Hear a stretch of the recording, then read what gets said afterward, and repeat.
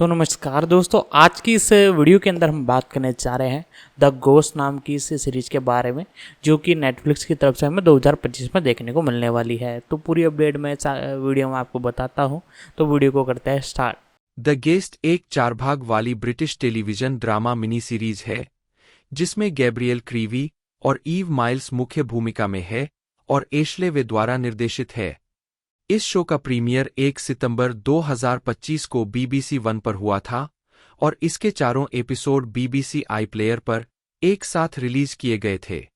सार आइकन, इस अनुभाग को विस्तार की आवश्यकता है। आप इसमें कुछ जोड़कर मदद कर सकते हैं। सितंबर 2025, एक महिला और उसके स्टाफ के एक प्रभावशाली सदस्य के बीच एक विषाक्त संबंध विकसित होता है। एक गालना, गैब्रियल क्रीवी रिया पॉवेल के रूप में, ईव माइल्स फ्रैन शार्प के रूप में, ली मेस के रूप में Sion Daniel Young, Bethan Mary James Sharla के रूप में, Julian Lewis Jones Simon Sharp के रूप में, क्लाइव रसेल डेरेक एबॉट के रूप में, रिचर्ड एबॉट के रूप में एमुन इलियट, जोसेफ ओलमैन माइक राइस के रूप में, कैथरीन एयर्स हेलेन के रूप में, लोला वाटर्स पेनी के रूप में, क्लेयर परकिंस एनेट के रूप में, एलेरी एबॉट के रूप में किम्बरली निक्सन, हन्ना डैनियल जेम्मा राइस के रूप में, क्रेग गैलिवन मार्क के रूप में, स्टीफन रोड्री निक के रूप में, रेमी बेस्ली लोरी इवांस के रूप में। उत्पादन, इस श्रृंखला का लेखन, निर्माण और कार्यकारी निर्माण मैथ्यू बेरी ने किया है और यह BBC सिमरू वेल्स और BBC वन के लिए क्वे स्ट्रीट प्रोडक्शंस का सहनिर्माण है। 2. डेविना अर्ल और निकोला शिंडलर क्वे स्ट्रीट प्रोडक्शंस के लिए कार्यकारी निर्माता है, जबकि BBC के लिए रेबेका फर्ग्यूसन और निक एंड्रयूज है। इस श्रृंखला का निर्देशन एशले वे ने किया है और इसका निर्माण करेन लुइस ने किया है। 3. यह शो सितंबर से नवंबर 2024 तक कार्डिफ में फिल्माया गया था। 4. 5. प्रसारण, यह श्रृंखला 1 सितंबर 2025 को BBC iPlayer और BBC वन पर लॉन्च की जाएगी। 6, 7, 8। स्वागत, श्रृंखला की समीक्षाएं मिश्रित थीं, जिनमें से अधिकांश ने 3 सितारे दिए, कुछ तत्वों की प्रशंसा की, लेकिन अन्य की आलोचना की, विशेष रूप से कथानक की। द टेलीग्राफ में लिखते हुए अनीता सिंह ने द गेस्ट को देखने में आसान बताया और इसकी तुलना हार्लन कोबेन थ्रिलर से की। 9. द गार्जियन में लिखते हुए लूसी मैंगन ने इसे 5 में से 3 स्टार दिए, इसे एक बेहद हास्यास्पद थ्रिलर जो एक ट्रीट के रूप में फिसल जाता है कहा। 10. द स्टैंडर्ड की विकी जेसप ने भी इसे 5 में से 3 स्टार दिए, अभिनय की प्रशंसा की लेकिन कथानक को वास्तव में मूर्खतापूर्ण कहा। 11. रेडियो टाइम्स में लिखते हुए जेम्स हिब्स ने भी निर्देशन और अभिनय की प्रशंसा करते हुए 3 स्टार दिए और पहले 3 को शानदार ढंग से तैयार किया गया कहा, लेकिन बहुत सारे रहस्य तत्वों के साथ समाधान की कमी पाई। 12. डिजिटल स्पाई ने भी इसे 3 स्टार दिए, कहा, क्रीवी और माइल्स असाधारण प्रदर्शन देते हैं जो कहानी के कुछ अधिक काल्पनिक तत्वों को आधार प्रदान करते हैं। 13. द इंडिपेंडेंट ने कम प्रशंसात्मक टिप्पणी की, श्रृंखला को 5 में से 2 अंक दिए और इसे बकवास जेंगा के एक विक्षिप्त खेल की तरह कहा।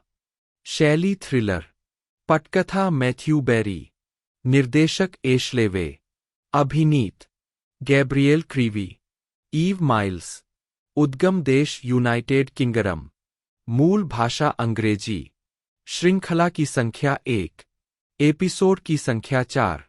उत्पादन, कार्यकारी निर्माता Matthew Berry, Rebecca Ferguson, Nick Andrews, Davina Earl, Nicola Shindler, निर्माता करेन लुइस।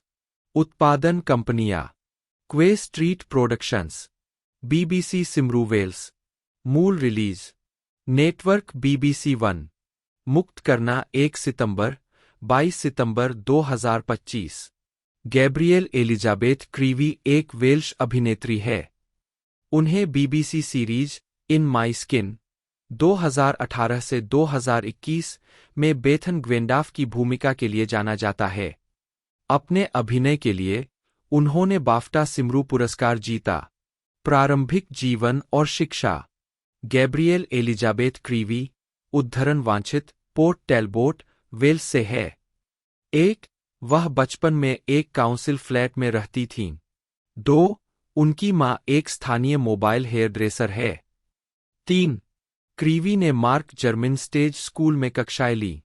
4. उन्होंने लंदन में आर्ट्स एजुकेशनल स्कूल, आर्ट्सएड, से अभिनय में कला स्नातक की उपाधि प्राप्त की। 5. आजीविका। क्रीवी ने 2011 में S4C ड्रामा सीरीज ग्वैथ कार्ट्रेफ के 3 एपिसोड में अपने अभिनय की शुरुआत की। 6. अगले साल वह BBC मेडिकल ड्रामा कैजुअल्टी के एक एपिसोड में दिखाई दीं। 6. आर्ट्सएड में अपने समय के दौरान Krivi ITV comedy series the stand up sketch show में दिखाई दीं। 7. 2018 में क्रीवी ने BBC 3 के लिए 5 दिनों में इन माई स्किन के पायलट को फिल्माया। 7. इसे एक पूर्ण श्रृंखला में कमीशन किए जाने के बाद उन्हें 2019 में अभिनेत्री के लिए बाफ्टा सिमरू पुरस्कार के लिए नामांकित किया गया। 8. बाद में उन्होंने 2019 में पुरस्कार जीता। 9. क्रीवी एक जिम की कॉफी शॉप में काम कर रही थीं जब उन्हें पता चला कि उन्हें नामांकित किया गया है, और पता चलने के बाद उन्हें अपनी शिफ्ट में वापस लौटना पड़ा। 2. मई 2019 में क्रीवी ने कार्डिफ के शेरमैन थिएटर में लूज योरसेल्फ नामक एक प्रोडक्शन में मंच पर प्रस्तुति दी। उनके अभिनय की आलोचकों ने प्रशंसा की। 10. 11. बाद में 2019 में क्रीवी ने चैनल 5 की ड्रामा सीरीज 15 डेज में केटी के रूप में अभिनय किया और कैजुअल्टी के एक और एपिसोड में भी दिखाई दीं। 7. 2020 में वह BBC जासूसी श्रृंखला फादर ब्राउन के एक एपिसोड में दिखाई दीं, जिसका उन्होंने आनंद लिया क्योंकि यह उनकी पहली पीरियड भूमिका थी। 7. वह ब्रिटिश फिल्म ऑपरेशन मिन्समीट में दिखाई दीं। 6. और द पैक्ट में भी दिखाई दीं। 9. 2021 में यह घोषणा की गई कि क्रीवी को शोटाइम सीरीज 3 वीमेन में कास्ट किया गया था। 12. 9. इन माई स्किन नवंबर 2021 में दूसरी सीरीज के लिए लौटी, जिसमें क्रीवी ने बेथन ग्वेंडाफ के रूप में अपनी भूमिका को दोहराया। वह 4 भाग वाली लघु श्रृंखला द गेस्ट में रिया पॉवेल के रूप में मुख्य भूमिका निभाती है, जिसका प्रीमियर 1 सितंबर 2025 को BBC 1 पर होगा। 13.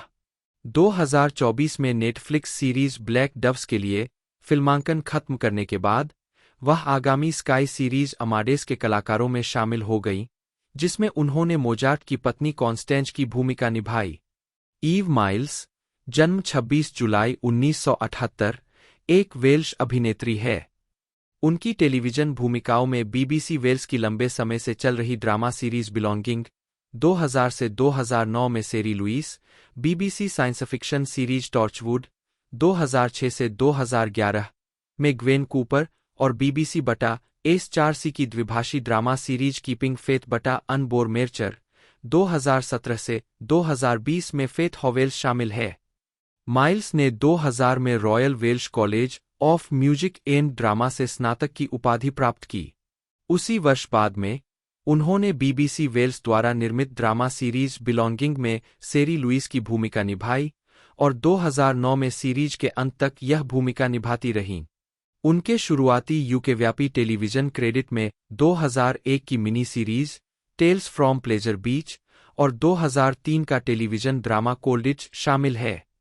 2005 में उन्होंने पुनर्जीवित सीरीज डॉक्टर हू में एक भूमिका के लिए ऑडिशन दिया और सीरीज के पहले एपिसोड द अनक्वाइट डेड में बिली पाइपर और क्रिस्टोफर एक्लेस्टन के साथ नौकरानी ग्वेनेथ की भूमिका निभाई। डॉक्टर हू में उनकी उपस्थिति ने उन्हें विज्ञानकथा नाटक की स्पिन-ऑफ श्रृंखला टॉर्चवुड में मुख्य भूमिका दिलाई, जिसमें उन्होंने 2006 और 2011 के बीच 4 श्रृंखलाओं के लिए ग्वेन कूपर का चरित्र निभाया। टॉर्चवुड में उनकी भूमिका ने उन्हें 2007 में सर्वश्रेष्ठ अभिनेत्री के लिए बाफ्टा सिमरू पुरस्कार दिलाया। माइल्स के बाद के टेलीविजन क्रेडिट में 2008 की मिनी सीरीज लिटिल डोरिट, फंतासी ड्रामा मर्लिन का 2008 का प्रीमियर एपिसोड और 2013 की ड्रामा सीरीज फ्रेंकी में शीर्षक भूमिका शामिल है। 2013 में टीवी चैनल गोल्ड के लिए वह comedy drama you me and them में एंथनी हेड के साथ दिखाई दी। एक भूमिका में उन्होंने 2015 में दूसरी श्रृंखला के लिए दोहराई। 2014 में उन्हें क्लेयर रिप्ले को चित्रित करते हुए अपराध ड्रामा सीरीज ब्रॉडचर्च की दूसरी श्रृंखला में लिया गया था। 2011 में उन्होंने वीडियो गेम ड्रैगन एज 2 में मुख्य पात्रों में से एक को आवाज दी। माइल्स एक थिएटर अभिनेत्री है जिन्होंने रॉयल शेक्सपियर कंपनी द्वारा निर्मित नाटकों टाइटस एंड्रोनिकस और द टैमिंग ऑफ द श्रू में अपने अभिनय के लिए 2004 में इयान चार्ल्सन पुरस्कार जीता था। उनके अन्य थिएटर कार्यों में 2004 में नेशनल थिएटर में हेनरी 4 भाग 1 और हेनरी 4 भाग 2 इंच और 2012 में जैक ब्रैफ के नाटक ऑल न्यू पीपल के पहले यूके प्रदर्शन में एम्मा की भूमिका शामिल है। प्रारंभिक जीवन। माइल्स का जन्म 26 जुलाई 1978 2 को यस्त्रादगिनलाइस में हुआ था। 3 उनके पिता स्कॉटिश है। 4 उन्होंने येसगोल मेसीडरडवेन में पढ़ाई की जहां उन्होंने केवल बुनियादी वेल्श वाक्यांश सीखे। 4 2000 में माइल्स ने कार्डिफ के royal Welsh college of music and drama से अभिनय में कला स्नातक की उपाधि प्राप्त की। फिर वह लंदन चली गईं। 5 आजीविका।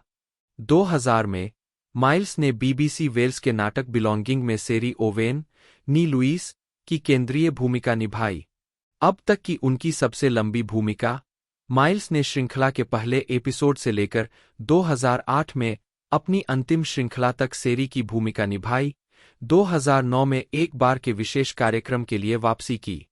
3 2001 में माइल्स ने टेलीविजन फिल्म स्कोर और TV mini series Tales from Pleasure Beach में भूमिका निभाई। 2003 से माइल्स ने खुद को स्ट्रैटफोर्ड-ऑन-एवन में स्थित किया। रॉयल शेक्सपियर कंपनी के टाइटस एंड्रोनिकस के प्रोडक्शन में लाविनिया और द टैमिंग ऑफ द श्रू में बियांका की भूमिका निभाई। 6 दोनों के लिए उन्हें 2004 में संडे टाइम्स इयान चार्ल्सन पुरस्कार मिला। 3 उन्होंने नवंबर 2004 में सेबस्टियन बैक्चकीविज और स्टीव में द्वारा बीबीसी रेडियो 4 श्रृंखला के नाटकों आर्थर में ग्वेनफर की भूमिका निभाई। माइल्स 2005 में आईटीवी नाटक कोल्डिच में दिखाई दीं। उन्होंने doctor who episode the unquiet dead में सहायक भूमिका निभाई जिसमें उन्होंने नौकरानी ग्वेनेट की भूमिका निभाई। इसने उन्हें मुख्य लेखक रसेल टी डेविस के ध्यान में लाया जिन्होंने टॉर्चवुड का निर्माण किया।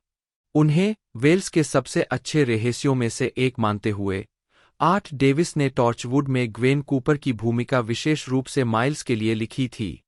9 अपनी कास्टिंग पर बोलते हुए माइल्स ने कहा कि उनके लिए हिस्सा लिखवाना उनके लिए निजी ऑस्कर होने जैसा था। 10 ग्वेन एक दर्शक सरोगेट चरित्र। 11 को माइल्स द्वारा टॉर्चवुड के सामाजिक कार्यकर्ता के रूप में चित्रित किया गया है जो भाग सकती है और लड़ सकती है और अपने कोने में खड़ी हो सकती है और जीत सकती है। टॉर्चवुड में उनकी भूमिका 13 माइल्स मर्लिन के पहले एपिसोड द ड्रैगन्स कॉल में भी दिखाई दी जहां उन्होंने मोरा की लेडी हेलेन और उनकी नकल करने वाली एक चुड़ैल मैरी कॉलिंस की भूमिका निभाई। इस भूमिका में उनके अभिनय की एंथनी हेड ने सकारात्मक रूप से प्रशंसा की जिन्होंने कहा कि उन्होंने इसे बिल्कुल सीधे और बेहद डरावने तरीके से किया। एक पल ऐसा भी था जब वह पूरे प्रोस्थेटिक मेकअप में मुझे भाषण दे रही थीं। फ्रांसीसी पृष्ठभूमि कलाकार अंग्रेजी नहीं बोलते थे लेकिन अंत में तालियां बजाते रहे क्योंकि वे उस भावना से अभिभूत थे। उन्होंने एंड्रयू डेविस की 2008 में लिटिल डोरिट के रूपांतरण में मैगी प्लॉर्निश का किरदार निभाया जिसने बाद में 7 एमी पुरस्कार जीते। 15 2008 की शुरुआत में अभिनेत्री ने वेल्श बॉक्सर जो कैलजागे 16 पर केंद्रित एक रेडियो शो की मेजबानी की और ब्रिजेट कीहन की एक छोटी कहानी सॉरी फॉर द लॉस का वर्णन किया। दोनों बीबीसी रेडियो वेल्स पर प्रसारित हुए। 17 2009 में उन्होंने स्वतंत्र Welsh film a bit of Tom Jones में अभिनय किया। साथ ही बीबीसी वेल्स के लिए ट्रेवर ईव के साथ एक बार के ड्रामा फ्रेम में भी काम किया। जुलाई 2010 में माइल्स ने घोषणा की कि वह एक मूल बीबीसी सिमरू वेल्स टीवी श्रृंखला बेकर बॉयज में दिखाई देंगी, जिसे हेलेन रेनोर और गैरी ओवेन द्वारा सहलिखा गया है और 2011 की शुरुआत में प्रसारित किया जाएगा। 2011 में माइल्स ने बायोवेयर वीडियो गेम ड्रैगन एज 2 में डालिश एल्फ मेरिल की आवाज भी प्रदान की। 20 जुलाई 2011 में टॉर्चवुड की चौथी श्रृंखला के साथ मेल खाने के लिए माइल्स ने वेल्स एंड हॉलीवुड नामक बीबीसी वेल्स डॉक्यूमेंट्री का एक हिस्सा प्रस्तुत किया। 2012 में माइल्स जैक ब्रैफ के नाटक ऑल न्यू पीपल में मंच पर लौटीं, जो मैनचेस्टर ओपेरा हाउस 8 से 11 फरवरी 2012 और ग्लासगो के किंग्स थिएटर 14 से 18 फरवरी में चलने के बाद वेस्ट एंड के ड्यूक ऑफ यॉर्क थिएटर में लगातार 10 हफ्तों तक चला। 2013 में उन्होंने ब्रिस्टल में फिल्माए गए बीबीसी एक नाटक फ्रेंकी में शीर्षक भूमिका निभाई, जो एक जिला नर्स के जीवन का अनुसरण करता है जो अपने जीवन से ज्यादा अपने मरीजों की परवाह करती है। 24 ईव माइल्स 2016 में अगस्त 2016 में माइल्स ने जेना कोलमैन, टॉम ह्यूजेस और रूफस सेवेल के साथ आईटीवी ड्रामा विक्टोरिया में काम किया, जो महारानी विक्टोरिया के शुरुआती जीवन को दर्शाता है। 18 साल की उम्र में उनके सिंहासन पर बैठने से लेकर प्रिंस अल्बर्ट के साथ उनके प्रेमालाप और विवाह तक। उन्होंने महारानी की निजी ड्रेसर श्रीमती जेनकिंस का किरदार निभाया।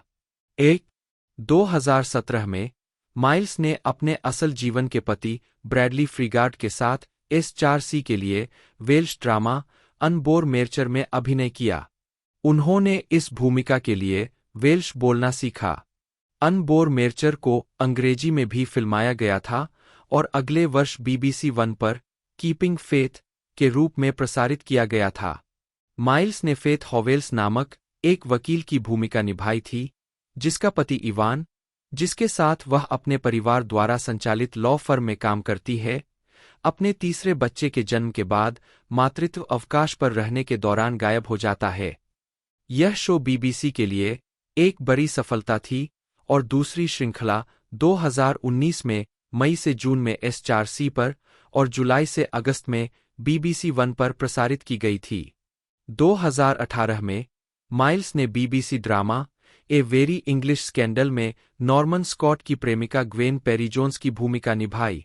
यह ड्रामा राजनेता जेरेमी थोर्प के स्कॉट के साथ प्रेम संबंध और उसके बाद हत्या के प्रयास के मुकदमे की वास्तविक जीवन की कहानी पर आधारित है, जो जॉन प्रेस्टन के इसी नाम के उपन्यास पर आधारित है। पुरस्कार और मान्यता। माइल्स को वेल्स ऑनलाइन डैफ्टास की सर्वश्रेष्ठ अभिनेत्री 25 के लिए नामांकित किया गया था और उन्होंने फ्रेंकी की भूमिका के लिए लगभग 45% वोट हासिल किए।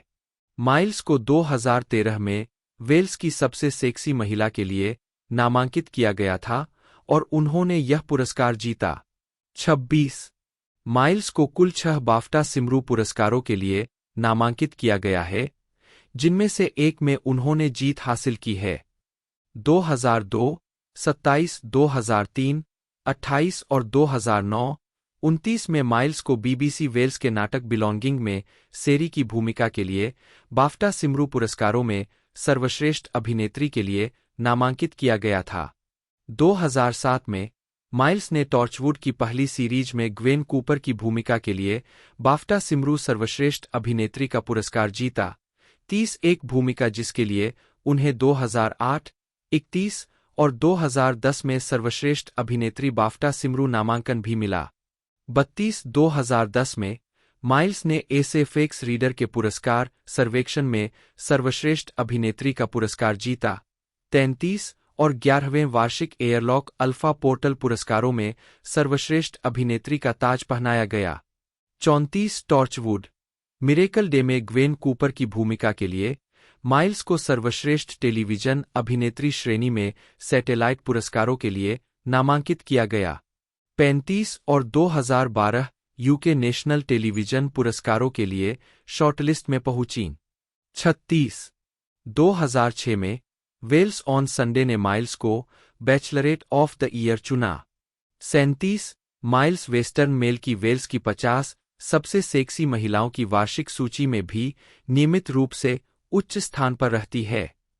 2005 में वेस्टर्न मेल ने माइल्स को 7वां 38 स्थान दिया, जबकि 2008 में उन्हें 5वां 39, 2009 में 7वां 40, 2010 में 8वां 41 और 2011 में 10वां स्थान मिला।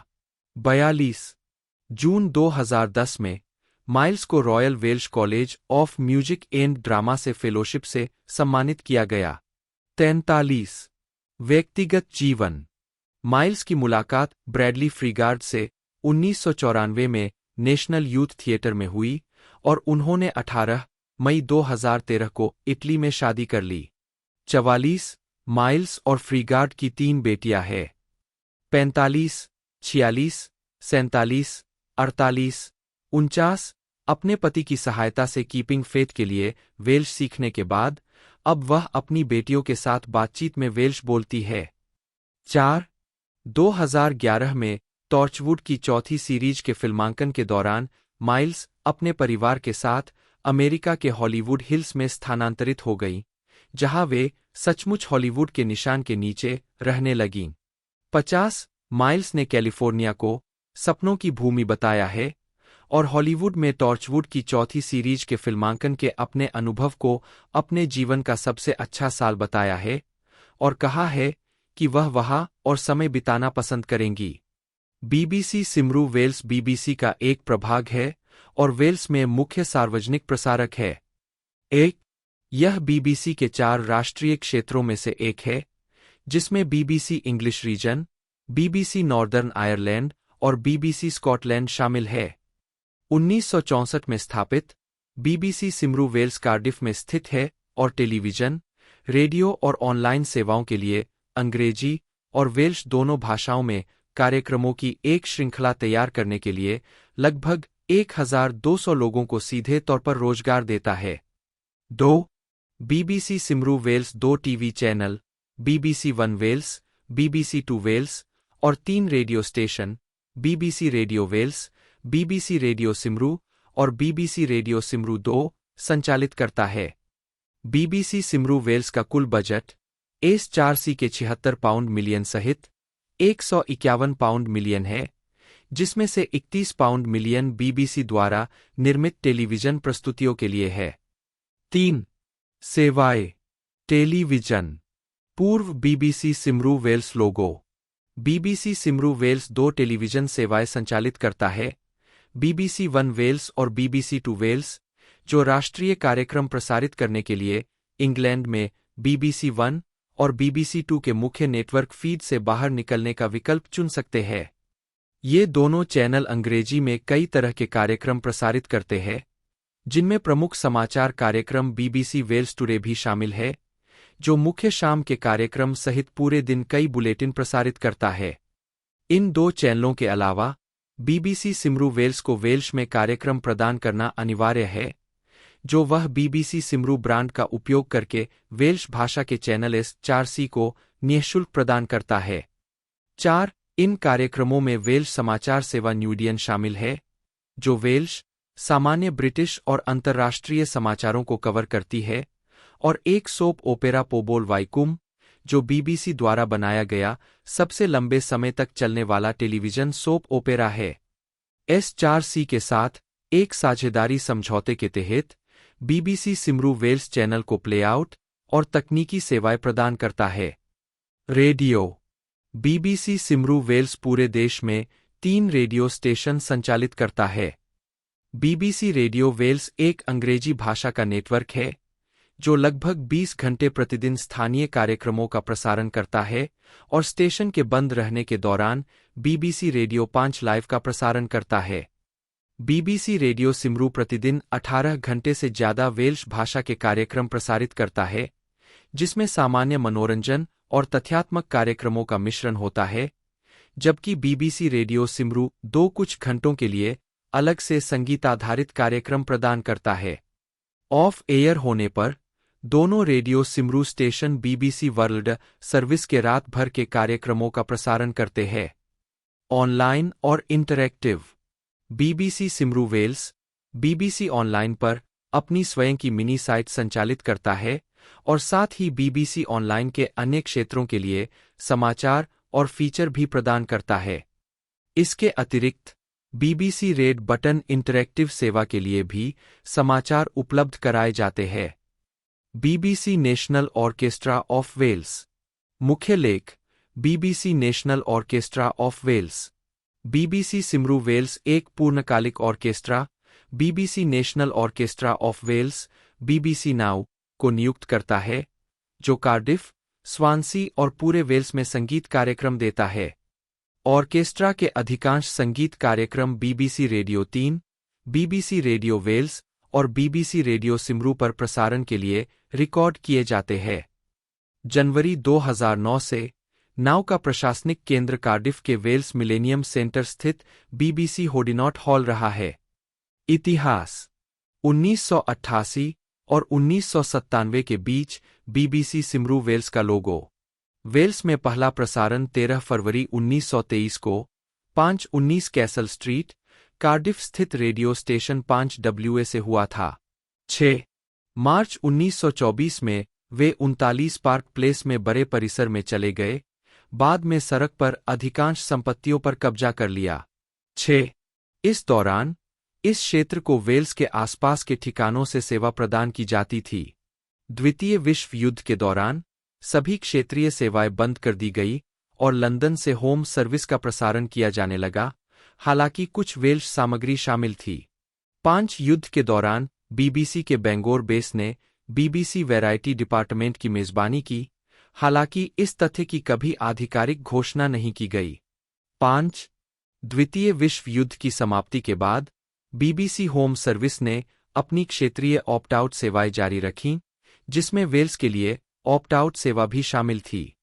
होम सर्विस से रेडियो 4 में बदलाव के बाद भी यह ऑप्ट आउट जारी रहा और इसने 2 पूर्णकालिक रेडियो सेवाओं का मार्ग प्रशस्त किया, 1977 में बीबीसी रेडियो सिमरू और उसके 1 साल बाद बीबीसी रेडियो वेल्स। 7 1952 में उन्होंने शहर में अपने सभी कार्यों के लिए कार्डिफ के लंडेफ में बेयंटन हाउस में 10 एकड़ की जगह खरीदी। 8 9 6 बीबीसी ने कार्डिफ में अन्य स्थानों पर भी कब्जा कर लिया है, जैसे गबाल्फा में सेल्टिक रोड, रोथ में न्यूपोर्ट रोड, लंडेफ गांव में एक स्पार की दुकान के ऊपर और शहर के केंद्र में चार्ल्स स्ट्रीट। 6 वेल्स में पहला टेलीविजन सिग्नल 15 अगस्त 1952 को नवनिर्मित वेनवो ट्रांसमीटर से आया। ट्रांसमीटर स्वयं राष्ट्रीय बीबीसी टेलीविजन सेवा का प्रसारण करता था।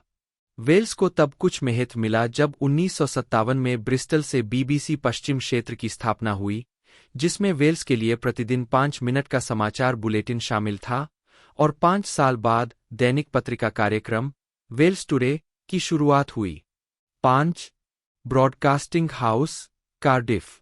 9 फरवरी 1964 को बीबीसी वेल्स के शुभारंभ ने देश के लिए एक विशिष्ट टेलीविजन सेवा प्रदान की।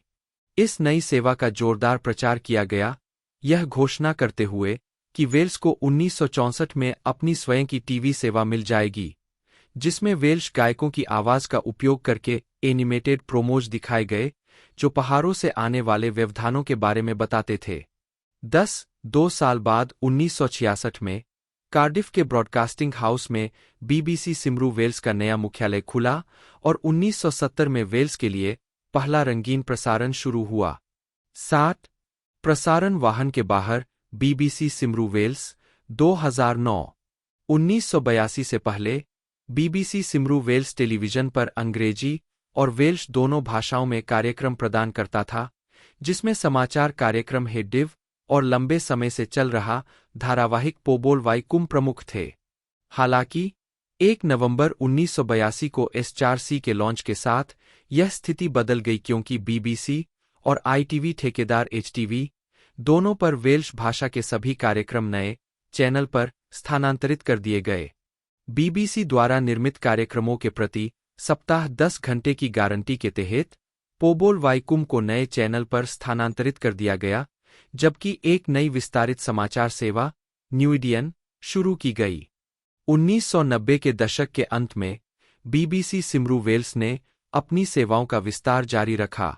वेल्स के पहले वेब पेज 1997 में बीबीसी ऑनलाइन पर दिखाई देने लगे, जिसमें प्रोग्रामिंग, शेड्यूल, सामुदायिक कार्यक्रम और अन्य कहानियों से जुड़ी कई तरह की सुविधाएं शामिल थीं।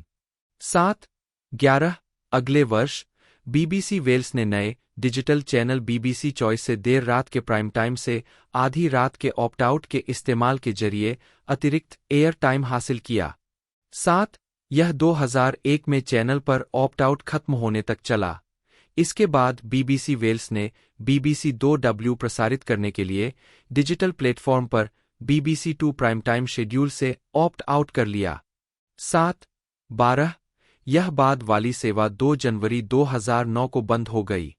2011 से बीबीसी सिमरू वेल्स द्वारा संचालित नाटक प्रस्तुतियों की संख्या में विस्तार के परिणामस्वरूप कार्डिफ में एक नए स्टूडियो केंद्र का निर्माण और उद्घाटन हुआ है।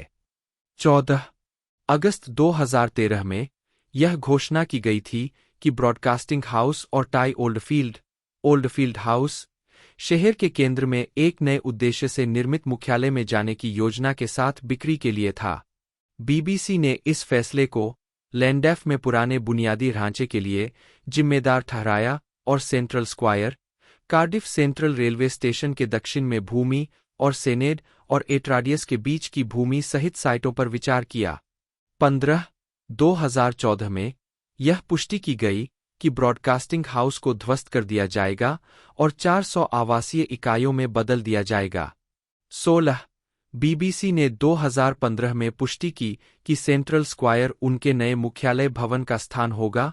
17 नया ब्रॉडकास्टिंग हाउस 2020 में खुला। जुलाई 2020 में बीबीसी 1 वेल्स और बीबीसी 2 वेल्स प्रेजेंटेशन और प्लेआउट लैंडैफ से नए भवन से पहली लाइव सेवा बनने के लिए चले गए। 18 इसके बाद पहला रेडियो प्रसारण हुआ।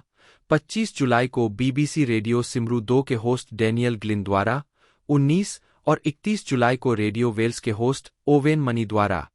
20 टीवी न्यूज सितंबर 2020 में इमारत में चला गया, जब दर्शकों ने वेल्स टुडे के दोपहर के प्रसारण के हिस्से के रूप में रिपोर्टर एलेक्स जेनिंग्स की लाइव रिपोर्ट में इमारत की छत के बगीचे को देखा। 21 स्टूडियो यह भी देखे बीबीसी संपत्तियों की सूची। Central Square, Cardiff. BBC Cymru Wales मुख्यालय, Central Square, Cardiff. BBC Cymru Wales का वर्तमान मुख्यालय न्यू ब्रॉडकास्टिंग हाउस है, जो शहर के मध्य में कार्डिफ के सेंट्रल स्क्वायर में स्थित है। यह 2019 में खुला और 2020 में प्रसारण शुरू होगा। 22 यह नई इमारत बीबीसी सिमरू वेल्स के लगभग सभी कर्मचारियों का आधार है और इसे रेडियो और टीवी प्रोडक्शन टीमों के लिए बनाया गया है। यह बीबीसी सिमरू वेल्स की अंग्रेजी और वेल्श समाचार सेवाओं, Wales today, BBC radio Wales और बीबीसी रेडियो सिमरू का मुख्यालय है, साथ ही यूके व्यापी प्रोग्रामिंग और S4C द्वारा कमीशन किए गए कार्यक्रमों के लिए प्रोडक्शन टीमों का भी घर है। इसका स्थान जून 2014 में पूर्व कार्डिफ सेंट्रल बस स्टेशन की जगह पर तय किया गया था। इसमें 1000 कर्मचारी रह सकते हैं और इसका क्षेत्रफल पूर्व लैंडैफ बेस के लगभग आधे के बराबर है और स्टूडियो स्पेस 70% कम है। नए मुख्यालय में कम स्टूडियो की आवश्यकता थी, आंशिक रूप से कार्डिफ पे में नाटक और BBC national orchestra of Wales के लिए नए उद्देश्य से निर्मित सुविधाओं के परिणामस्वरूप। 23 अक्टूबर 2019 में कर्मचारियों का नए मुख्यालय में आना शुरू हुआ। 24 कार्डिफ पे में स्टूडियो, रोथ लॉक और हॉडिनॉट हॉल। बीबीसी सिमरू वेल्स का रोथ लॉक स्टूडियो परिसर। हाल के वर्षों में बीबीसी सिमरू वेल्स के नाटक निर्माणों के विस्तार के परिणामस्वरूप नए स्टूडियो में निवेश हुआ है। बीबीसी सिमरू वेल्स के लिए नाटक निर्माण वर्तमान में कार्डिफ में स्थित रोथ लॉक स्टूडियो में स्थित है। यहां साल भर चलने वाले मुख्य निर्माणों में डॉक्टर हू और कैजुअल्टी शामिल है, जो दोनों बीबीसी 1 के लिए बनाए गए हैं, और पोबोल वाइकुम, जिसे बीबीसी सिमरू वेल्स एस4सी की ओर से निर्मित करता है। 2000 के दशक में अतिरिक्त क्षमता उत्पन्न करने के एक अस्थायी उपाय के रूप में बीबीसी वेल्स ने कई प्रस्तुतियों के लिए पोंटिप्रिड में अपर बोट स्टूडियो में निवेश किया, जिनमें 2005 में डॉक्टर हू के पुनरुद्धार और उसकी सहयोगी प्रस्तुतियों टॉर्चवूर और द सारा जेन एडवेंचर्स के आसपास उल्लेखनीय रूप से केंद्रित थे। अपर बोट में निवेश के बावजूद स्टूडियो परिसर जल्द ही बीबीसी नेशंस में स्थानांतरित किए जा रहे नए प्रस्तुतियों को रखने के लिए बहुत छोटा हो गया। 25 इस निर्णय के एक भाग के रूप में मार्च 2009 में यह निर्णय लिया गया कि बीबीसी प्रस्तुतियों कैजुअल्टी और क्राइम वॉच को बीबीसी ब्रिस्टल नेटवर्क उत्पादन इकाई में अपने पूर्व घरों से कार्डिफ में स्थानांतरित करना था। 25 इन नए कार्यक्रमों को रखने के लिए एक नया 170,000 वर्ग फुट 16,000 मीटर 2 स्टूडियो कॉम्प्लेक्स बनाया गया था, जिसे डॉक्टर हू, द सारा जेन एडवेंचर्स, कैजुअल्टी, अपस्टेयर डाउनस्टेयर और पोबोल वाइक्वम के प्रोडक्शंस को रखने के लिए डिजाइन किया गया था। पोर्थ टेइगर, कार्डिफ बे में स्थित रोथ लॉक स्टूडियो ने जनवरी 2009 में अनुमति प्राप्त की। 26 और निर्माण जून 2010 में शुरू हुआ। 27 फरवरी 2011 में इमारत के टॉपिंग के साथ उत्पादन साइट पर शरद ऋतु 2011 में शुरू हुआ। 26 और साइट को आधिकारिक तौर पर 12 मार्च 2012 को खोला गया था। 28 परिणामस्वरूप पोबोल वाइक्वम लंडेफ स्टूडियो से और डॉक्टर हू अपर बोट स्टूडियो से नए कॉम्प्लेक्स में चले गए। उन्हें रखने के लिए डिजाइन किए जाने के बावजूद इस साइट पर 2011 में मुख्य अभिनेत्री एलिजाबेथ स्लेडेन की मृत्यु के बाद सारा जेन एडवेंचर्स या श्रृंखला के रद्द होने के बाद अपस्टेयर्स डाउनस्टेयर्स को कभी नहीं रखा गया। BBC national orchestra of Wales ने 1966 से 2008 तक ब्रॉडकास्टिंग हाउस में एक विशेष उद्देश्य से निर्मित ऑर्केस्ट्रा स्टूडियो 1 से काम किया। इसके बाद वे जनवरी 2009 में वेल्स मिलेनियम सेंटर परिसर के एक भाग के रूप में बीबीसी होडिनॉट हॉल में विशेष उद्देश्य से निर्मित नई सुविधाओं में चले गए। ब्रॉडकास्टिंग हाउस लैंडेफ, पूर्व ब्रॉडकास्टिंग हाउस। 2020 तक बीबीसी सिमरू वेल्स का मुख्यालय ब्रॉडकास्टिंग हाउस लैंडेफ, कार्डिफ में था। 7 स्टूडियो केंद्र 1966 में बनाया गया था और अगले वर्ष कार्डिफ में बीबीसी की बढ़ती उपस्थिति को ध्यान में रखते हुए एक उद्देश्य निर्मित स्थान के रूप में खोला गया था। 7 केंद्र में समाचार कार्यक्रमों के लिए स्टूडियो, रेडियो स्थान शामिल थे, जिसमें 2009 तक वेल्स के बीबीसी नेशनल ऑर्केस्ट्रा द्वारा उपयोग किया गया था और 1970 के दशक के मध्य में निर्मित नाटक प्रस्तुतियों के लिए एक और स्टूडियो था। 29 यह पहली बार था कि कार्डिफ के भीतर बीबीसी सिमरू वेल्स के सभी विभाग एक ही स्थान पर स्थित थे। ब्रॉडकास्टिंग हाउस बेयंटन हाउस के बगल में बनाया गया था, जहां 1952 से निर्माण पूरा होने तक बीबीसी वेल्स के सभी संचालन होते रहे। बेयंटन हाउस 1975 तक बीबीसी द्वारा उपयोग में रहा, जब इसे ई ब्लॉक विस्तार के लिए ध्वस्त कर दिया गया। इससे पहले वेल्स में बीबीसी 1955 से रोथ, कार्डिफ में ब्रॉडवे पर परिवर्तित ब्रॉडवे मेथोडिस्ट चैपल में और 1959 से रोथ, कार्डिफ में स्टेसी रोड पर पास के परिसर में स्थित था। 6 एम्पायर गेम्स को कवर करने के लिए 1958 में टैफ नदी के तट पर एक अस्थायी प्रसारण केंद्र स्थापित किया गया था। 5 हालांकि इन स्टूडियो ने नाटक, मनोरंजन और क्षेत्रीय कार्यक्रमों की मेजबानी की, फिर भी यह स्थान आदर्श नहीं था। साइट पर केवल 2 स्टूडियो थे, दोनों चर्च में स्थित थे और फिल्म प्रसारण की क्षमता कई वर्षों तक साइट पर स्थापित नहीं की गई थी। फिल्म ब्रिस्टल या लंदन में एक टेलीसिने मशीन से कार्यक्रमों में खेली जाती थी और समाचार के लिए फिल्म प्रसंस्करण कार्डिफ में पार्क पिक्चर्स नामक एक फर्म द्वारा किया जाता था, जब तक कि बीबीसी प्रसंस्करण स्टेसी रोड में स्थापित नहीं किया गया था। कार्डिफ के बाहर स्टूडियो बांगोर, ग्वेनेड में BBC Cymru Wales building. Cardiff के बाहर बीबीसी सिमरू वेल्स के मुख्य स्टूडियो बैंगोर, ग्वेनेड में स्थित है और लगभग 50 कर्मचारियों का घर है।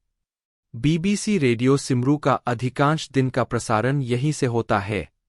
वेल्स में बीबीसी के पास स्थानीय रेडियो स्टूडियो के रूप में भी कई संपत्तियां हैं।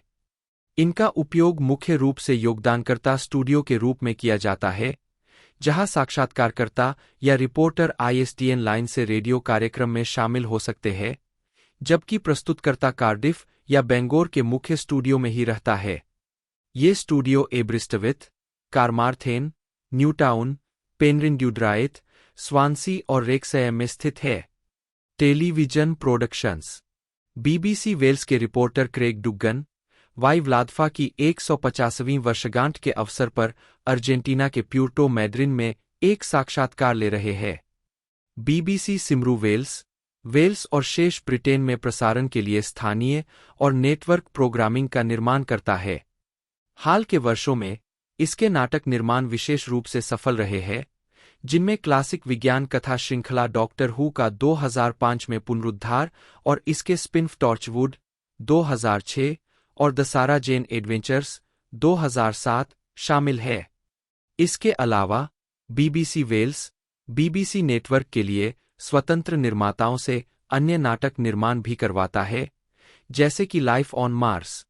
बीबीसी वन एक ब्रिटिश फ्री-टू-एयर सार्वजनिक प्रसारण टेलीविजन चैनल है, जिसका स्वामित्व और संचालन बीबीसी के पास है। यह निगम का सबसे पुराना और प्रमुख चैनल है और मुख्यधारा के कार्यक्रमों के प्रसारण के लिए जाना जाता है, जिसमें बीबीसी समाचार television bulletin, prime time drama और मनोरंजन और लाइव बीबीसी स्पोर्ट कार्यक्रम शामिल है।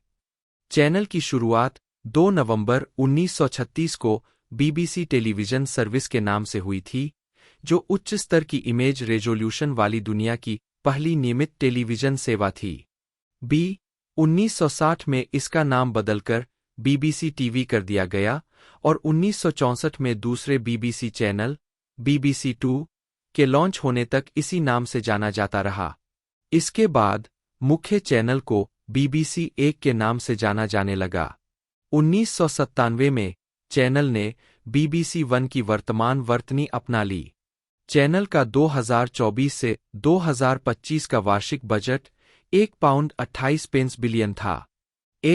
इसे बीबीसी के अन्य घरेलू टेलीविजन स्टेशनों के साथ टेलीविजन लाइसेंस शुल्क द्वारा वित्त पोषित किया जाता है और यह बिना किसी व्यावसायिक विज्ञापन के निर्बाध प्रोग्रामिंग दिखाता है। 2019 तक यूनाइटेड किंगडम में किसी भी प्रसारक की तुलना में टेलीविजन चैनल की पहुंच सबसे अधिक थी। 2 रेटिंग नेतृत्व के लिए अपने पारंपरिक प्रतिद्वंद्वी आईटीवी से आगे। 2013 में मतदान संगठन पॉपुलस द्वारा 14 देशों में किए गए एक अध्ययन में बीबीसी वन को अपने देश में सबसे अनुकूल रूप से देखा जाने वाला स्टेशन पाया गया। बीबीसी 2 तीसरे स्थान पर आया। 4. उपलब्धता। बीबीसी वन यूनाइटेड किंगडम में अधिकांश प्रमुख टेलीविजन प्रदाताओं के माध्यम से उपलब्ध है।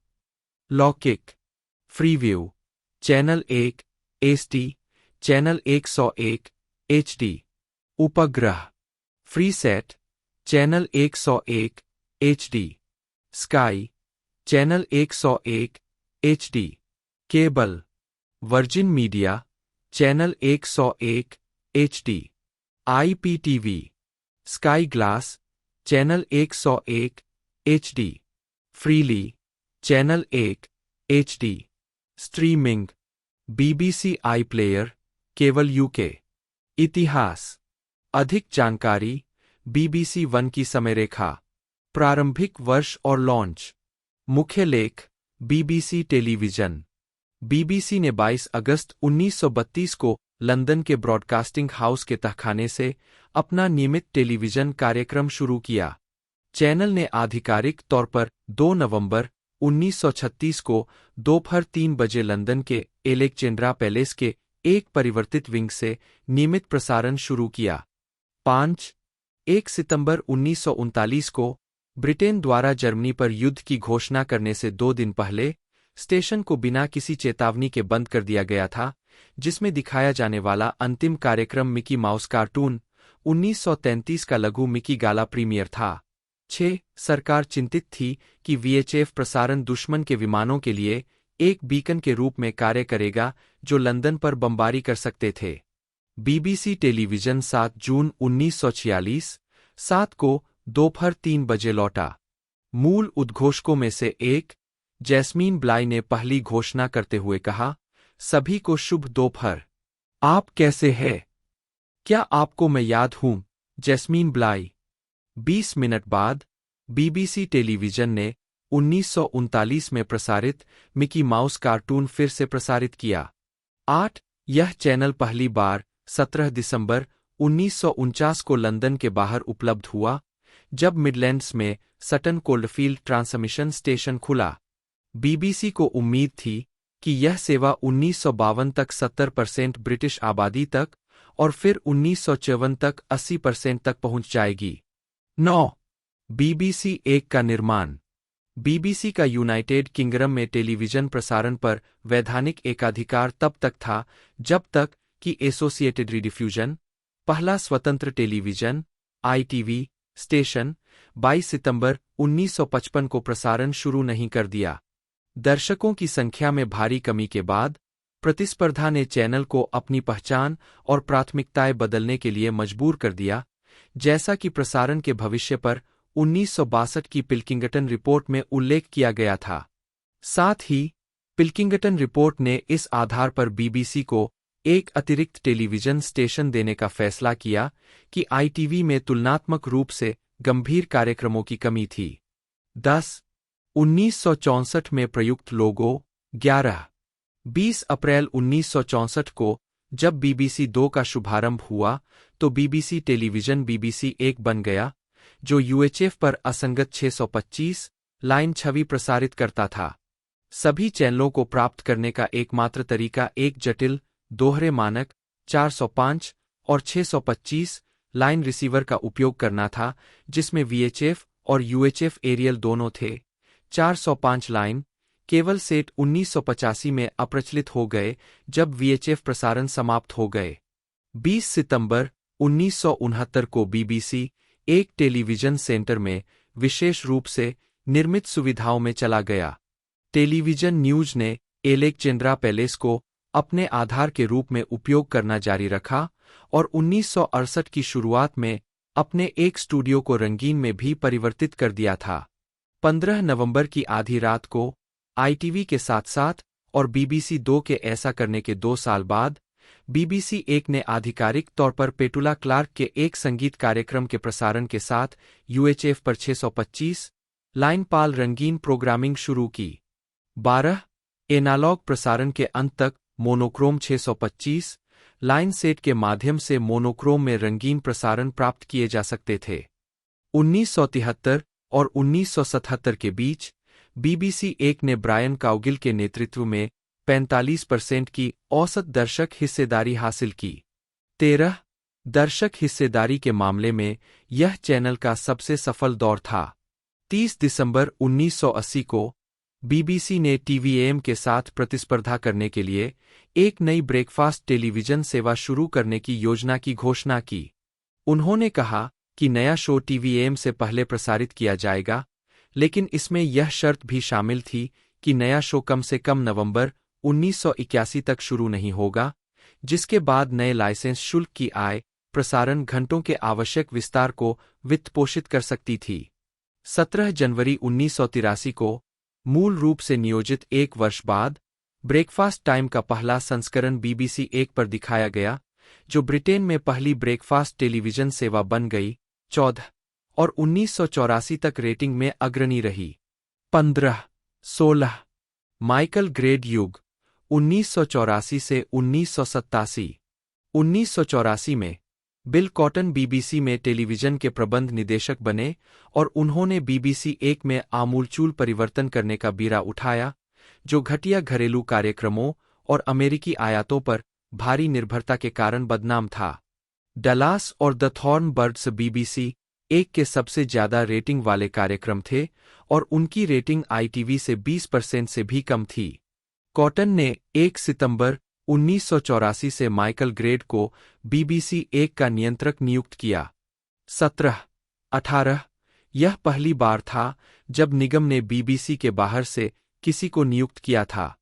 19 उन्होंने एलन हार्ट की जगह ली, जिनकी सामान्य मनोरंजन के बारे में कम जानकारी होने के कारण आलोचना की गई थी। किसके द्वारा? क्योंकि वे 1981 से पहले बीबीसी स्पोर्ट के प्रमुख थे। उद्धरण वांछित। पहला बड़ा बदलाव अलोकप्रिय 60 मिनट्स करंट अफेयर्स कार्यक्रम को बंद करना था। यह समाचार और पत्रिका शो नेशन वाइड की जगह लेता था। इसकी जगह बीबीसी 6 o'clock न्यूज ने ले ली। 2021 जो अपने असफल शाम के स्लॉट को सुधारने के लिए एक सीधा समाचार कार्यक्रम था। ऐसा माना जा रहा था कि बीबीसी शाम के समाचारों को छोटा करने और 18:20 के स्लॉट से ज्यादा हल्के-फुल्के मनोरंजन कार्यक्रम लाने की योजना बना रहा था, लेकिन इसे खारिज कर दिया गया। जनवरी 1985 की प्रतियोगिता के बाद मिस ग्रेट ब्रिटेन प्रतियोगिता को बहुत आक्रामक बताया गया और इसे रद्द कर दिया गया। वर्ल्ड्स स्ट्रॉन्गेस्ट मैन और इंटरनेशनल सुपरस्टार को भी रद्द कर दिया गया।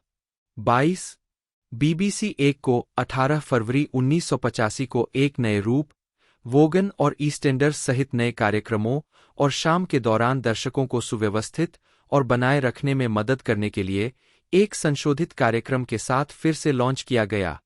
ग्रेड ने अधिकांश कार्यक्रमों को या तो घंटे पर या आधे घंटे के बाद प्रसारित करना शुरू कर दिया, जबकि पैनोरमा और ओमनिबस दोनों को 9 o'clock न्यूज के बाद स्थानांतरित कर दिया गया। 23 ग्रेड पुराने और अयोग्य बीबीसी 1 शेड्यूलिंग को समाप्त करने के लिए भी दृढ़ थे, जो चैनल को बाधित कर रहे थे और अच्छे कार्यक्रमों को पीछे धकेल रहे थे।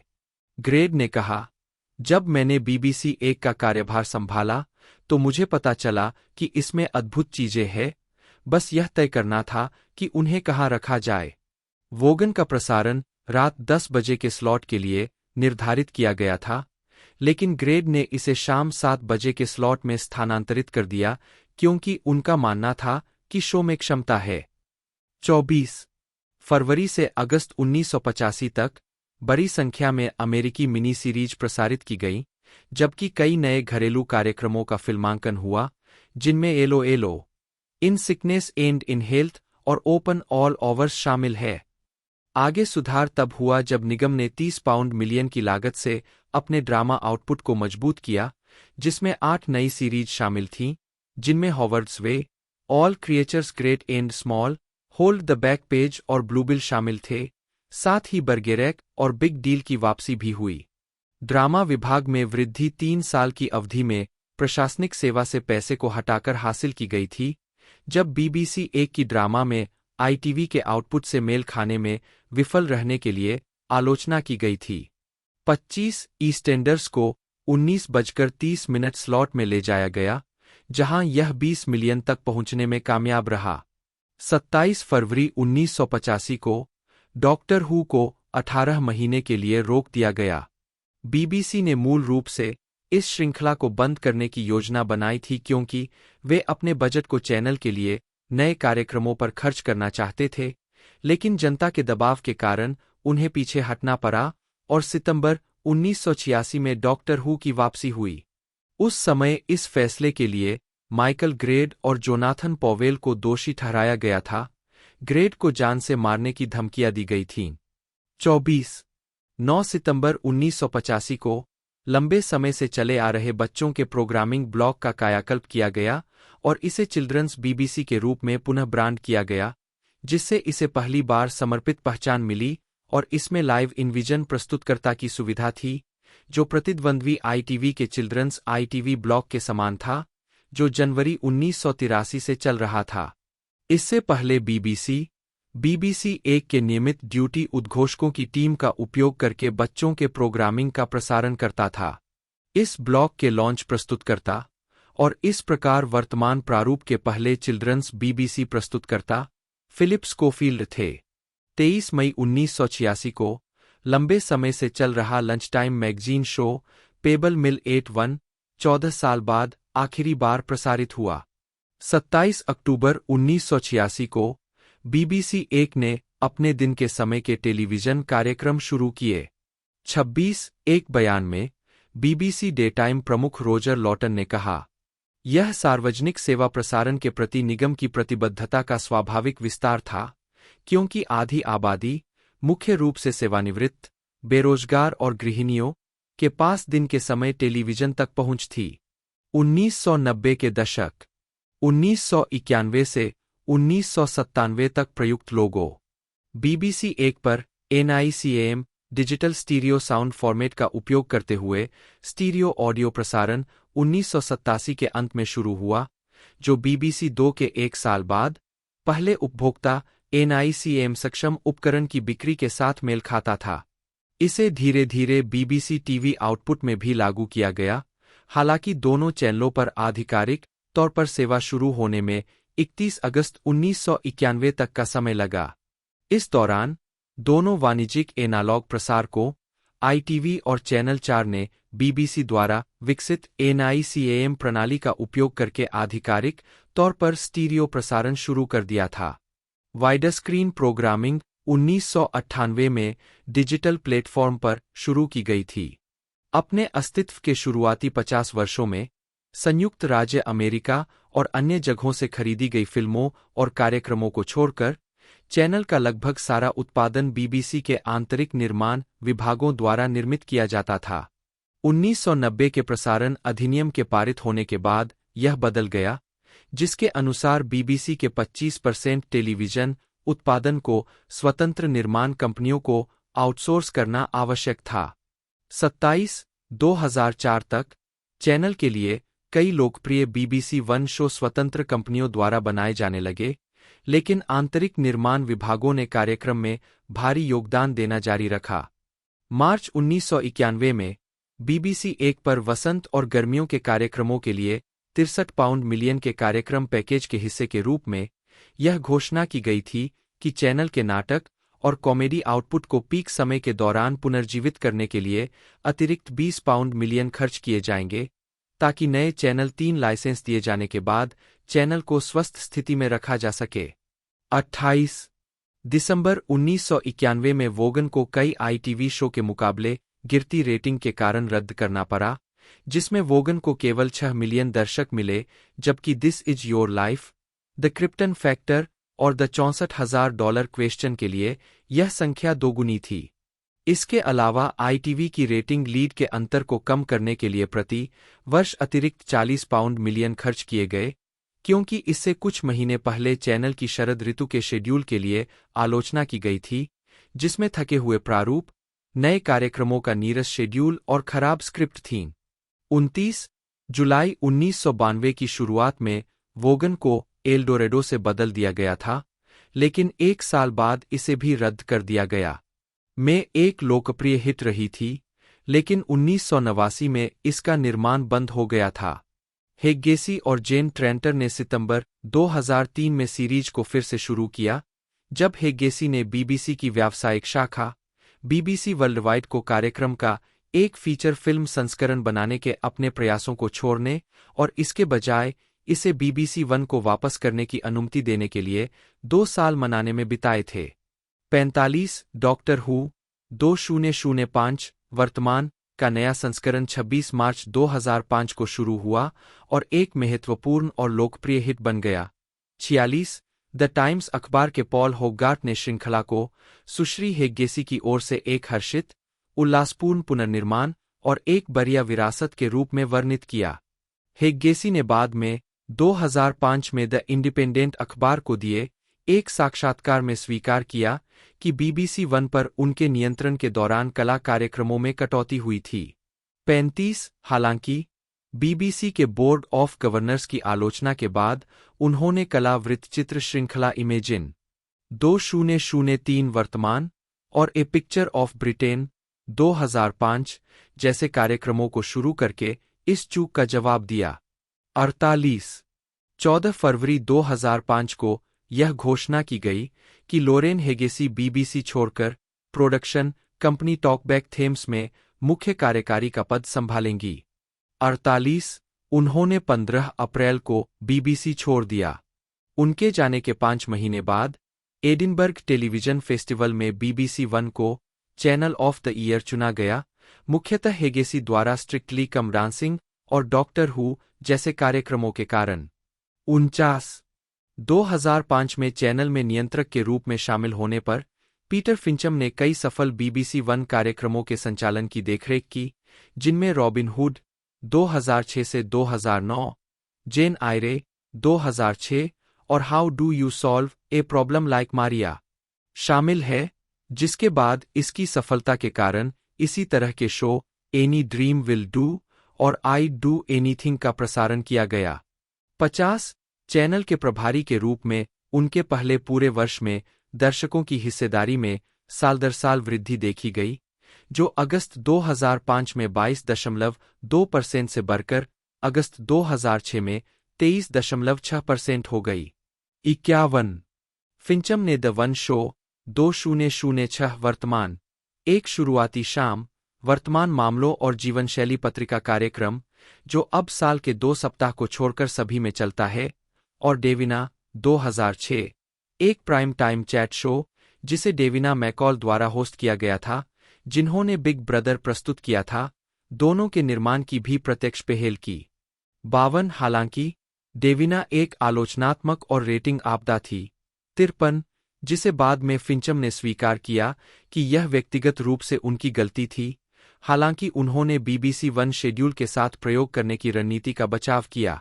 इसे उन्होंने जनवरी 2007 में जारी रखा, जब उन्होंने करंट अफेयर्स सीरीज पैनोरमा को रविवार रात के स्लॉट से वापस प्राइम टाइम सोमवार शाम के स्लॉट में स्थानांतरित कर दिया, जहां से इसे 2000 में हटा दिया गया था। फिंचम के फैसले पर फिर से सवाल उठाया गया, इस बार द टेलीग्राफ द्वारा चैनल के रिदम एंड मूवमेंट आइडेंट्स को बदलने के लिए 1.2 मिलियन खर्च करने के उनके फैसले के लिए, जिसे उनके पूर्ववर्ती लोरेन हेगेसी ने कई साल पहले पेश किया था। सर्कल आइडेंट्स के साथ 8-10 सेकंड की फिल्मों का एक सेट, जिनमें से कुछ को मैक्सिको और क्रोएशिया जैसे स्थानों पर विदेश में शूट किया गया था। 55 बाद में फिंचम को सार्वजनिक रूप से 18 पाउंड मिलियन के वेतन का बचाव करना पड़ा, जो BBC ने 2006 में जोनाथन रॉस को दिया था। हालांकि रॉस का BBC वन का मुख्य रूप से जोनाथन रॉस के साथ फ्राइडे नाइट शामिल है, उनकी समग्र BBC प्रतिबद्धता का केवल एक हिस्सा था।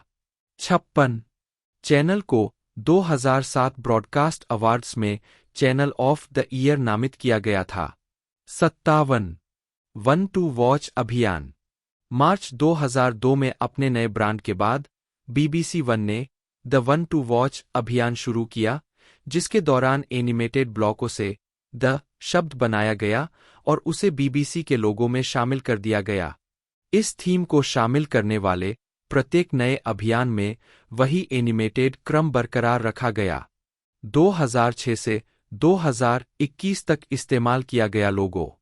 मई 2007 में फिंचम ने चैनल पर 21 साल बाद BBC वन से एक ऑस्ट्रेलियाई सोप ओपेरा नेबर्स को हटाने का फैसला किया, जब इसके निर्माता फ्रेमेंटल मीडिया ने बोली युद्ध में BBC से इसके लिए भुगतान की जाने वाली कीमत में काफी वृद्धि की। 58 फिंचम ने टिप्पणी की कि यह एक बड़ा नुकसान था, लेकिन BBC वन पाउंड 300 मिलियन का सबसे अच्छा हिस्सा नहीं देगा। 8 फरवरी 2008 को कार्यक्रम दिखाने के लिए BBC के अनुबंध के समाप्त होने के बाद नेबर्स ने चैनल छोड़ दिया और 11 फरवरी 2008 को चैनल 5 पर चले गए। 59 इस अंतर को भरने के लिए द वीकेस्ट लिंक को BBC 2 से हटा दिया गया, जिसमें दोपहर का CBBC स्लॉट 20 मिनट पहले चला गया। BBC वन का लोगो, लेकिन हेयर और लाल। जुलाई 2007 में एक और विवाद हुआ जब फिंचम पर BBC वन के दर्शकों को गुमराह करने का आरोप लगाया गया। इस घटना में आगामी documentary a year with the queen का एक क्लिप शामिल था, जिसे एक प्रेस कॉन्फ्रेंस के दौरान पत्रकारों को दिखाया गया था।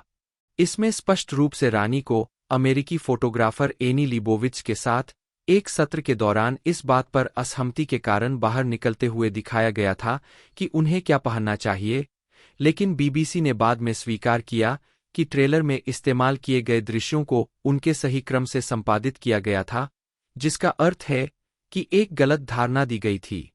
60 फिंचम ने गलती स्वीकार की, लेकिन इस वजह से अपने पद से इस्तीफा देने की मांग को खारिज कर दिया। 61 बीबीसी ट्रस्ट के अध्यक्ष सर माइकल लियोन की आलोचनात्मक टिप्पणियों के बाद उनका भविष्य अनिश्चित माना गया और उन्होंने 5 अक्टूबर 2007 को इस्तीफा दे दिया। 2009 में बीबीसी ट्रस्ट द्वारा प्रकाशित एक रिपोर्ट में पाया गया कि शेड्यूलिंग परिवर्तनों के कारण दर्शकों की संख्या में कमी आई है। 63 यह विशेष रूप से ब्लू पीटर और न्यूज राउंड के लिए ध्यान देने योग्य था, जो सीबीबीसी के 2 प्रमुख कार्यक्रम थे।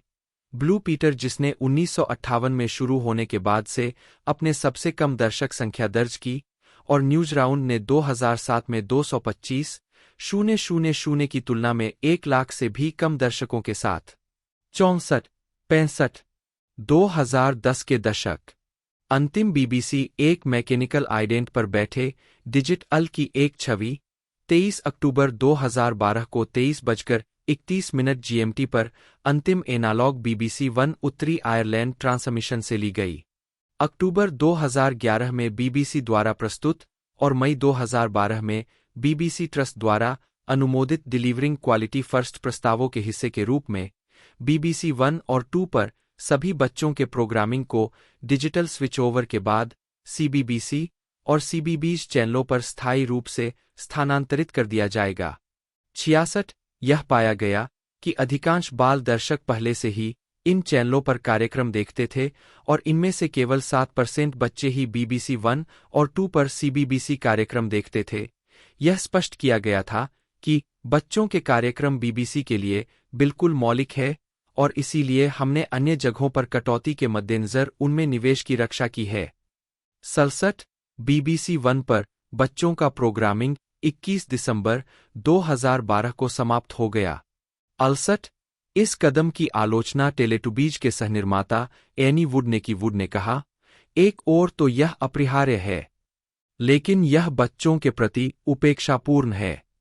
इस तथ्य की कुछ हद तक अनदेखी की गई है कि बच्चों के कार्यक्रमों को लोगों की जानकारी से कहीं अधिक व्यापक दर्शक वर्ग मिलता है। मुझे अक्सर ऐसे बुजुर्ग लोगों के पत्र मिले हैं जिन्होंने मेरे कार्यक्रमों का उतना ही आनंद लिया है जितना बच्चों ने।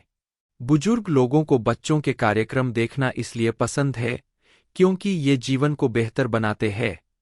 बीबीसी चिल्ड्रंस के प्रमुख जो गॉडविन ने कहा, हमारे युवा दर्शक हमारी प्राथमिकता है और ब्रिटेन में ज्यादातर बच्चे अपने पसंदीदा बीबीसी बच्चों के कार्यक्रम देखने के लिए पहले से ही सीबीबीज और सीबीबीसी देखते हैं। कोई निंदात्मक कदम उठाने से कोसों दूर, हम बस वहीं चल रहे हैं जहां हमारे दर्शक पहले ही पहुंच चुके हैं। एलन येंटोब ने 1993 के शरद ऋतु के कार्यक्रम को मेरे दोस्तों की भरपूर मदद से मेरी पहली कोशिश कहते हुए लॉन्च किया। चैनल अभी भी आलोचना के घेरे में था क्योंकि एलन ने 1 साल पहले नए कार्यक्रम शुरू किए थे और गर्मियों में कई बार दोहराया गया था।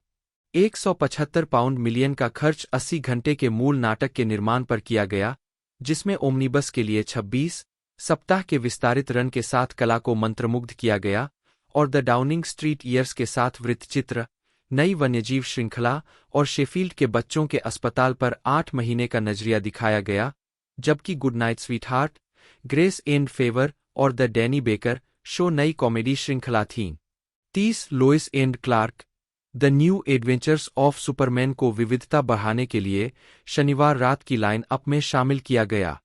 1993 के गर्मियों के महीनों में अपने कार्यक्रम को 25% दोहराव से भरने की सार्वजनिक अस्वीकृति के बाद बीबीसी 1 ने 1994 की गर्मियों में इसी अवधि में 110 घंटे अतिरिक्त मूल कार्यक्रम प्रसारित करने पर सहमति व्यक्त की, जिसमें ईस्टेंडर्स को प्रति सप्ताह एक अतिरिक्त एपिसोड देना भी शामिल था।